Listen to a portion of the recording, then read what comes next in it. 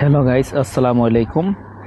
আমি এখন আছি দিনাজপুরের স্বপ্নপুরী পার্কে। এখন এখন যে স্থানটিতে আছি সেই স্থানটি হলো বাচ্চাদের খেলাধুলা। যে স্থানটি দেখলেন, এখন যে জায়গাটা দেখতেছেন, এটাকে বলা হয় সপ্তম আশ্চর্য। এটার ভিতরে অনেক দেখার মতন অনেক সুন্দর সুন্দর দৃশ্য করা হয়েছে, ভাস্কর্য বানানো হয়েছে। এটা হচ্ছে টিকিট কাউন্টার। এখান থেকে টিকিট কেটে এটার ভিতরে যেতে হয়। ভিতরে গিয়ে এটার অনেক সুন্দর পরিবেশ করার জন্য চেষ্টা করতেছে।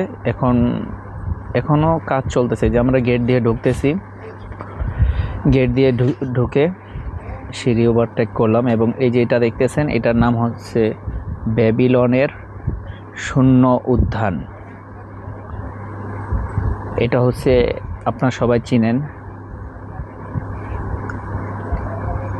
এটা আমাদের জাতীয় সংসদ ভবন এবং সংসদ ভবনের পরে আহসান মঞ্জিল বানানো হয়েছে একসাথেই। আহসান মঞ্জিল দেখতেছেন, যেটা আমাদের সদরঘাট অবস্থিত, ইসলামপুরে বলা হয়। এটা হচ্ছে হেলানো টাওয়ার, একটি টাওয়ার। এটা হচ্ছে আমাদের সাভারের স্মৃতিসৌধ, যে স্মৃতিসৌধে আমাদের সবাই যেয়ে থাকেন।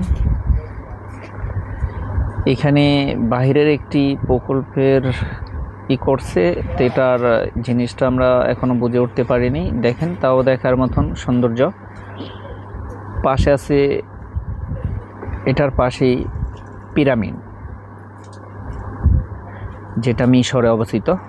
এটার পাশে যে মমি করে রাখা হয় যে বাক্সগুলি, সেই বাক্সটা সুন্দর করে মানুষকে দেখানোর জন্য, বোঝানোর জন্য যে মিশরে সে আবার একটা মমির মতন করে পাথর দিয়ে বানানো, যে যেন মানুষ বুঝতে সহজ হয়, সহজে যেন বুঝে নেয়। এই যে আমাদের তাজমহলটাকে সুন্দরভাবে গড়ে তুলছে। পাশে আমরা আরও কিছু দেখার জন্য আপনাদের সামনে নিয়ে যাচ্ছি। এখন যে ভাস্কর্যটা দেখতেছেন, এটা ব্রাজিলের স্ট্রাকচার। এখন চীনের এখানে যে উঁচা ইটা আছে, পাহাড়টা, সেটার একটা আদলে করছে।